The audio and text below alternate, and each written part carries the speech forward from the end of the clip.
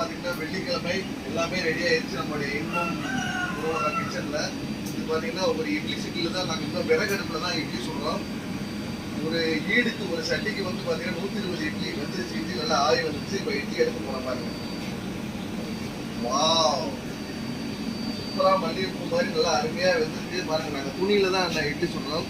இது ஒரு mega kitchen. கிட்டத்தட்ட ஒரு ஒரு அட் அ டைமில் ஒரு 1 ஹவரில் எங்களால் ஒரு 2500 இட்லி கொடுக்க முடியும். ஒவ்வொரு அடுப்புலையும் ஒரு 120 இருக்கும்போது அழகாக 2500 இட்லி கொடுக்க முடியும். என்ன ஃபங்க்ஷன் ஆடுனாலும் சிறப்பாக வந்து இட்லி கொடுத்துருக்கோம்.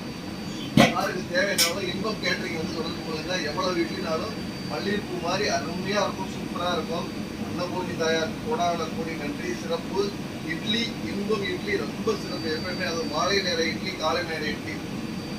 சீக்கிரம் 8:30க்குலாம் வந்துருங்க. அவ்வளோ டேஸ்ட்டாக இருக்கும், அவ்வளோ சூப்பராக இருக்கும். அதுக்கு மேலே இட்லி கிடைக்காது, ஏன்னா அவ்வளோ மக்கள் வாங்கிட்டு